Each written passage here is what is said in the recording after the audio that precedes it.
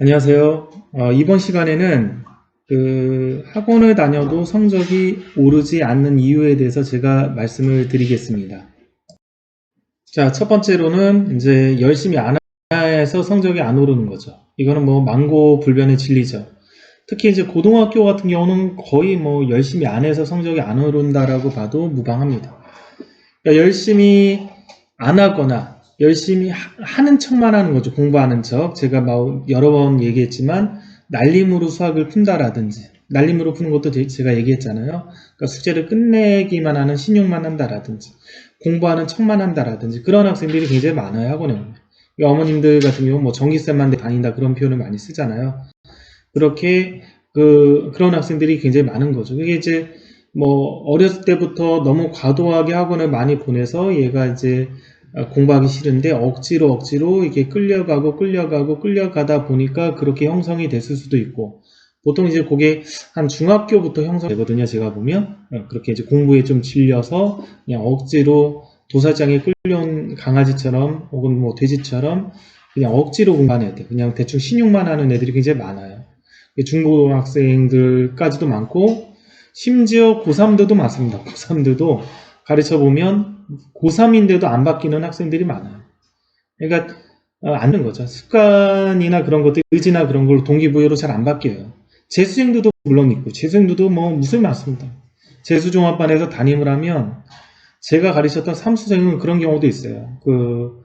아파가지고 병원에 가야 된다, 외출증을 끊어가지고 나가서 삼겹살에 소주 한 잔을 먹고 들어온 애도 있어요. 거짓말로 병원에 가겠다. 병원에는 가요. 가서 이제 뭐 병원에 가서 진료 보고 그런 거의 흔적은 가지고 오는데 거기 들려가지고 뭐 먹고 오죠. 그런 학생들도 많아요. 그러니까 이제 열심히 안 하는 경우는 무수히 많기 때문에 제가 뭐 더 이상은 얘기 안 하겠습니다. 뭐 재수생들도 그러고 고3들도 그러니까 그 밑은 당연하겠죠. 그래서 일단 성적이 안 오르는 첫 번째는 열심히 안 한다. 열심히 안 하는 거를 열심히 하게 만드는 게 굉장히 중요하겠죠. 그래서 그거는 굉장히 어려운 일이잖아요. 습관도 잘 잡아야 되고 마인드도 잘 만들어야 되고, 그리고 일관성 있게 부모님의 양육 태도도 굉장히 중요한 거고, 그리고 적당하게 이제 스트레스 안 받게 동기부여도 잘 시키면서 어렸을 때부터 장기전 레이스를 끌고 가야 되는 것이죠. 그래서 일단은 첫 번째, 열심히 안 한다. 자, 두 번째, 제가 이렇게 학생들을 관찰해 보면 두 번째 성적이 안 오르는 이유로 제가 만든 건 뭐냐면 그런 생각이 많이 들어요. 과연 성적이 오를 수가 있을까, 얘가? 그런 생각이 들어요. 얘네들의 어떤 일과표를 보면. 그러니까 일과표를 보면 이렇게 막 보면 뭐 월수금 수학, 화목토, 영어, 또 나머지 짜투리 시간에 뭐 국어, 뭐 과학, 어쩌고저쩌고 뭐 해서 막 일과표가 엄청 많아요. 그럼 학교 갔다 와서 여기 가고 그러면 이제 예를 들면 월요일날 수학을 갔어요. 그러면 수학 숙제를 해야 되잖아요. 근데 다음날 영어를 가니까 또 영어 숙제를 해야겠죠. 그리고 또 영어를 가면 다음날 또 수학 가니까 수학 숙제를 해야 되잖아요. 근데 학원에서 굉장히 또 오랫동안 잡아놔요. 막 학원에서 막 3시간, 4시간 동안 있고 와요. 그러면 이제 집에 와서 학교 숙제도 해야 되고 뭐 준비물도 준비해야 되고 이것저것 해야 되는데 또 과목 다음날 수업 있는 다른 과목 공부도 해야 돼요. 그럼 공부를 하는 시간 자체가 많이 없는데 성적이 오를 리가 없잖아요. 그 시간에 이제 무지막지한 숙제량이 있으면 그 무지막지한 숙제를 대충 형식적으로 하니까 성적이 오를 수가 없겠죠. 그러니까 이제 예를 들면 강의 어떤 거를 주입시키거나 가르치는 시간이 1시간이다.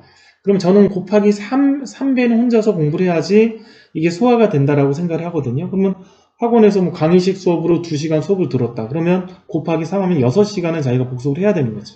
그래야 이게 정리가 되고 숙제도 충분히 진행이 되는 거죠. 영어도 배웠으면 충분히 그 정도는 공부해야 되는 거죠.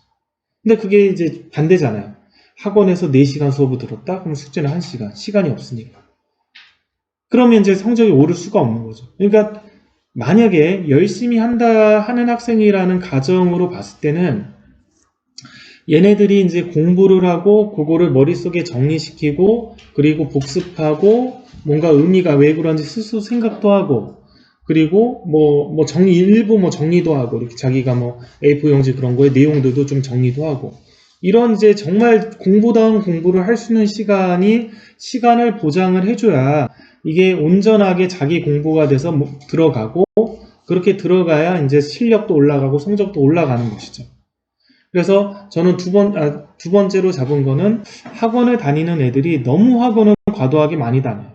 과도하게 많이 다녀서 공부 시간이 없는 거죠. 공부를 안 하고 그냥 수업을 듣기만 하는 건 공부가 아니죠. 이거는 TV 보는 거랑 또 가장 수동적인 방식으로 눈으로 보는 것들, 귀로 듣는 것. 가장 수동적인 방식이죠. 이거는 가장 수동적인 방식의 공부고 가장 학습 효과가 없는 거잖아요. 스스로 왜 그런지 깨우쳐야 되고 정리도 해야 되고 스스로 활자를 읽기도 해봐야 되고 뭐 설명도 해봐야 되고 뭐 여러 가지 그런 게 이제 공부의 활동이잖아요. 생각도 해보고. 그래서 저는 공부 시간이 부족한 것이 하나의 이유일 것이다. 그래서 이제 아직까지 제 큰애가 이제 초등학교 6학년인데 영어학원을 안 보내고 있습니다.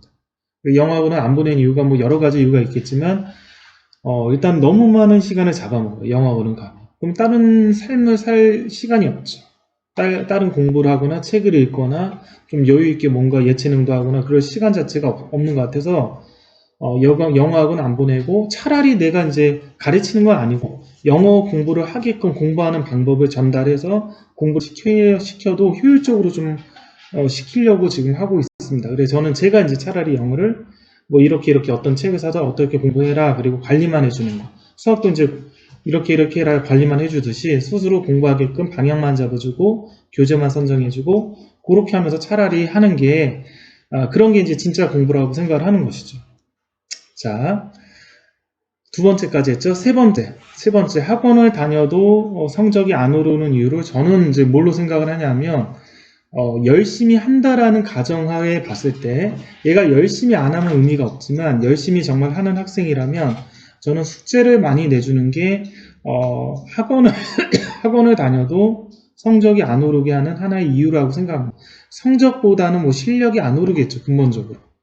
그럼 숙제를 많이 내주면 왜 성적이나 실력이 안 오릅니까? 라고 하면 제가 이전에 영상에서도 말씀을 드렸지만 다른 과목도 비슷하겠지만 특히 수학으로만 보면 수학은 어떤 숙제, 문제를 푼다라고 하면 그 문제를 풀고 개념 같은 게 제대로 이해가 안 됐으면 개념들도 복습을 하고 그 다음에 개념들의 의미도 이해를 하고 그러면서 내 손으로 문제를 풀고 그게 틀렸으면 채점을 뭐 엄마가 해준다고 엄마가 해주면 틀렸으면 다시 한번 풀어보고 좀 오랫동안 생각하고 그리고 틀렸던 문제들을 학원에 가서 배웠으면 또 오답도 하고 이런 일련의 어떤 과정들이 필요해요. 근데 이제 이 일련의 과정들은 생각을 한번 해보세요. 10문제를 푼다라고 했을 때 그 10문제를 개념이 안 됐으면 앞에 개념도 다시 한번 정리하고 그 다음에 앞에 유형도 살펴보고 문제를 풀고 그 다음에 오랫동안 생각도 해보고 그렇게 하고 그 과정이 끝났으면 틀린 것들에 대해서 설명을 들었으면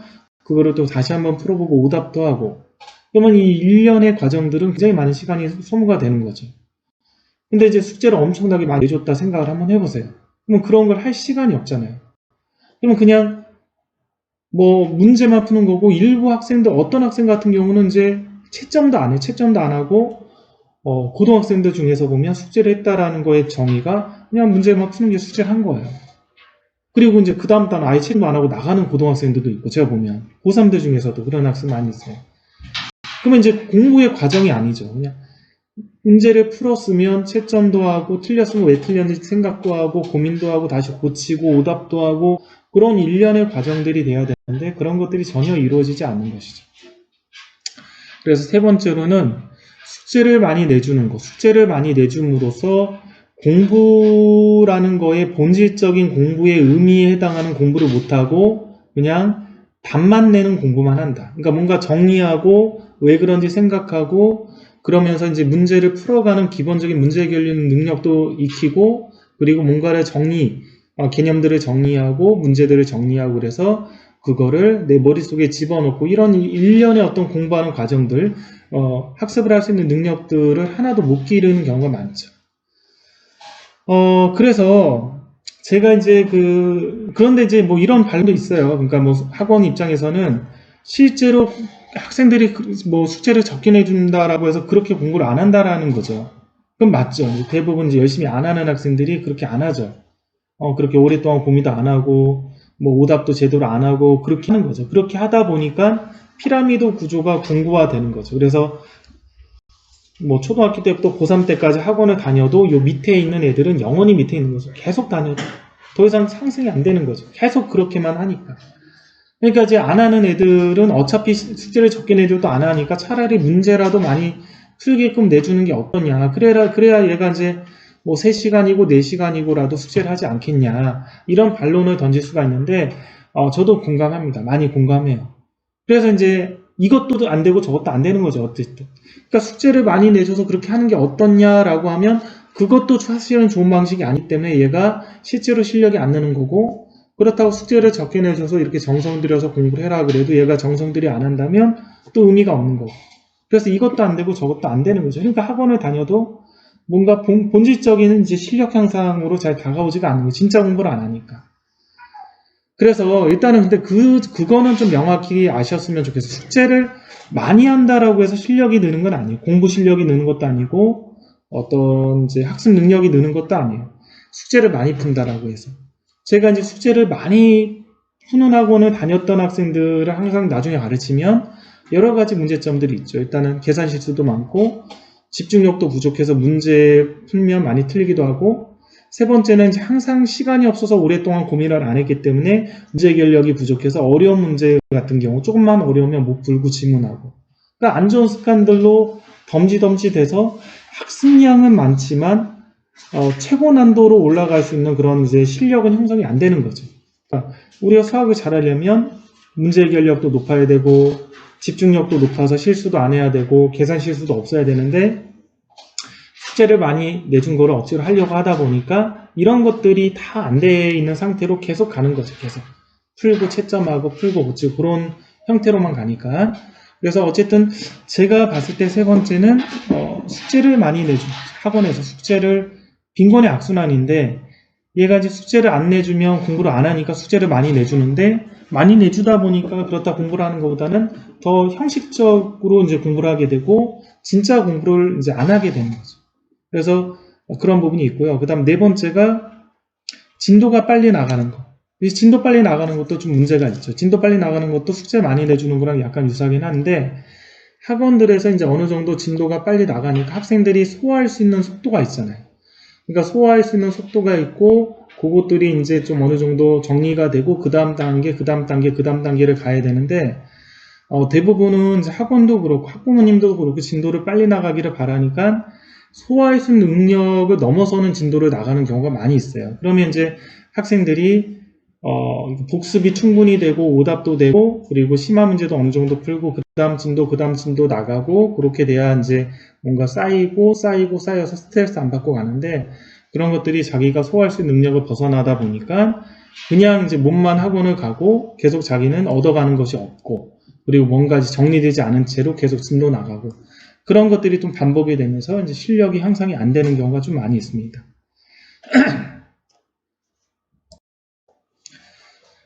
자, 그 다음에 다섯 번째는 제가 이렇게 보면 학습 능력 자체를 이제 근본적인 거죠. 학습 능력, 뭔가 이제 자기의 질적인 변화를 올릴 수 있는 학습 능력, 학습을 할 수 있는 능력 자체를 학원에서 많이 키워주지 못해요. 그러니까 학원에서는 그냥 얘가 학습 능력이 이만큼이다 그러면 그 능력에서 그냥 주입을 시키잖아요. 뭔가 정보를 주고 새로운 내용들을 가르쳐주고, 그래서 이제 계속 진행해서 얘가 공부할 수 있는 능력치는 요 상태로 그냥 가는 거고, 이거를 질적인 상승으로 발전시키는 것들이, 만드는 것들을 학원에서 많이 못 시켜주는 것들도 있죠. 근데 그거는 실제로 학원에서 많이 이제 향상시켜주기가 만만치는 않아요. 그래서 그거는 집에서 좀 하셨으면 좋겠다라고 말씀을 드리는데, 그러면 이제 구체적으로 어떤 것들을 해줘야지 이런 학습 능력, 학습을 할 수 있는 능력치를 올릴 수 있느냐라고 하면, 첫 번째는 제가 뭐 많이 강조하지만 독서를 꾸준히 해야 되고요. 초등학교 때부터 중학교 때까지는 특히 독서를 꾸준히 하면서 활자를 정리하고 그걸 인식하고 독해를 하고, 그래서 집어넣고 머릿속에 그런 이제 메타인지 능력 자체를 향상시키는 것뿐만 해도 도움이 되는 독서라는 게 기본적으로 이제 중요하고요.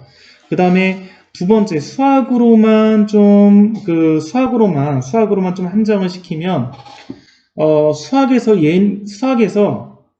좀 쉽게 설명하면 수학에서 학생들이 모르는 거를 설명하면, 이거는 이렇게 되는 것이다 라고 가르치는 것이나, 혹은 어떤 단원을, 이 단원은 이런 내용이고, 이거는 이렇게 푸는 거고, 유형별 문제는 이렇게 되는 것이다 라고 하는 거는 학습 능력을 향상시키는 데 도움이 되진 않아요. 그거는 그냥 지식을 전달하는 거죠. 이런 내용들을 그냥 얘한테 전달하는 거예요. 집어넣는 거죠. 아주 쉬운 언어로, 얘가 이해하기 쉬운 언어로 집어넣고 전달하는 거지, 얘가 학습을 할 수 있는 능력 자체를 향상시키는 건 아니에요. 그래서 학습을 할 수 있는 능력 자체를 향상시키는 그런 연습을 하기 위해서 뭘 해야 되냐라고 하면, 일단 누차 제가 많이 얘기했지만 영상에서 첫 번째로는 본인이 개념을 읽잖아요.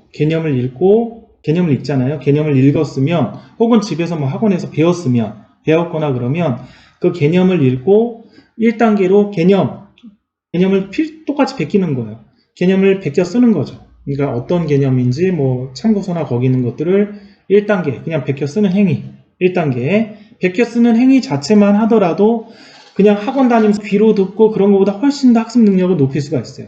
1단계. 2단계는 그런 개념을 베껴 쓰는 거에서 정리하는 거. 자기가 꼭 필요한 부분들만 요약해서 나름 자기 언어로 정리하는 거. 2단계. 이런 연습들. 2단계. 그리고 2단계 다음에는 3단계는 설명까지 하면 좋겠죠. 엄마한테 설명하든 본인한테 설명하든 그렇게 요약 정리를 했으면 그것들을 보면서 함수는 이런 내용이고 정의역은 뭐고 치역은 뭐다 이렇게 해서 말로 설명하기. 이런 능력들. 개념에 대해서는 이런 것들을 하면 어떤지 학습 능력 자체를 높이는 거. 자기가 이제 공부할 수 있는 능력을 높이는 데 도움이 되고요. 그 다음에 문제 같은 경우도 마찬가지. 문제도 자기가 모르는 문제가 있다. 모르는 문제가 있을 때 가장 학습 능력을 떨어뜨리게 학습하는 거는 질문하는 거죠. 질문하면 쌤이 이제 굉장히 쉬운 언어로 가르쳐 주겠죠.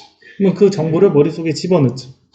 집어넣으면 가장 빨리 잊어먹고 가장 체계적으로 머릿속에 정리가 되지도 않아요. 그래서 자기가 모르는 문제가 있으면 차라리 질문하는 것보다, 질문해서 선생님이 쉬운 언어로 설명해 주는 것보다는 한 단계 학습 능력을 더 높이는 연습이 되는 거는 차라리 해설지를 읽는 게 차라리 학습 능력을 높이는데, 비문학 도피 능력, 어려운 구조로 설명이 된 거를 나만의 언어로 읽어가지고 그걸 머릿속에 집어넣는 능력, 그런 능력을 높이는 데 도움이 되고, 그 다음 2단계는 해설지를 읽는 데에서 벗어나서 해설지를 보고 나서 그 해설지를 정리하는 거죠. 해설지를 자기가 보면서 좀 풀이를 정리하는 거죠. 좀 요약해서 해설지 같이 좀 정리해서 쓰는 거. 그 다음 세 번째는 해설지를 덮고 하얀 백지에다가 그 문제의 풀이를 처음부터 끝까지 다시 한번 적는 거죠. 개념도 그런 것도 좋은데요. 개념도 마지막 단계로는 하얀 백지에다가 자기가 설명하면서 개념들을 적는 거예요. 자기가 배운 정리. 함수는 뭐냐? 1번, 함수의 정의, 2번, 함수의 종류, 3번, 함수의 개수, 개수 구하는 방법. 해가지고 쭉 자기가 백지에다가 정리해서 그것들을 머릿속에 있는 것들 체계화시켜서 정리한 거를 이렇게 끄집어내가지고 이렇게 정리하는 연습들. 이런 것들이 수학에서는 학습 능력을 높이는 하나의 연습들이 되겠죠. 자, 제가 이제 재수종합반에서 있으면 재수종합반에 있을 때 좀 싫어하는 이유 중에 하나가, 그 학생들이 질의응답을 하면 되게 못하는 학생들이 많이 와서 질의응답을 하잖아요. 좀 친절하게 이렇게 설명을 해줘야 돼요. 그러면 이제 강의평가 그런 거에 굉장히 점수도 안 주고 그래서 설문조사 이렇게 하면 안 좋게 하거든요, 애들이. 질의응답 할 때 좀 친절하지 않게 하고 그러면. 근데 이제 그 질의응답을 이렇게 하는 과정에서 저는 이제 계속 이런 부분을 오랫동안 저 이전 영상을 보면 제가 굉장히 93년도부터 학생들을 가르치는 행위를 해왔기 때문에 오랫동안 학생들을 가르쳐 봤기 때문에 좀 더 본질적인 방법 혹은 공부하는 방법, 올바르게 공부하는 방법, 이런 부분들에 대해서 고민을 많이 해서 학생들이 그냥 질의응답하고 가르쳐주고 그러면 깨진 독에 물 붓기 같은 느낌이 들어요. 그러니까 얘가 학습 능력은 형성이 안 됐는데 모르니까 질문하고, 설명해주면 또 잊어먹고 또 질문하고 또 질문 또 설명해주고, 그러면 영원히 그 상태로 가는 거죠. 이거는 그러니까 마치 어떤 환자가 산소호흡기를 떼면 죽는데 산소호흡기로 연명하는 그런 상태. 하나도 호전이 되지 않고 그 상태만 계속 있는 상태죠. 수학 실력은 늘지 않고 계속 설명해주고.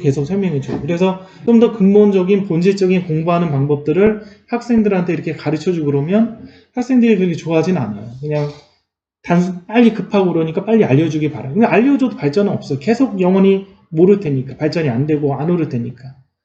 그래서 마지막으로 제가 말씀드렸듯이 이렇게 학습 능력, 공부하는 능력을 키우는 방식으로 뭔가 이제 학습이 진행이 돼야지 실제로 이제 애들이 학원을 오래 다녀도 실력이 올라가고 성적이 올라간다라는 거죠. 그냥 똑같은 형태로 얘는 아무 능력치도 변함이 없는데 아무 능력치도 변함이 없는 데서 그냥 가장 쉽고 수동적인 귀로 듣고 눈으로 보고 그리고 질문해서 또 귀로 듣고 그런 식의 공부는 전혀 얘의 어떤 능력치를 향상시키지 않는다는 거예요. 좀 더 자기주도적이고 그리고 자기가 머리를 좀 정리할 수 있고 그렇게 해서 독해 능력을 키울 수 있는 그런 방식의 학습 방법들이 차라리 좀 더 이 학습 능력을 높일 수 있는 그런 기본이 된다라는 것이죠.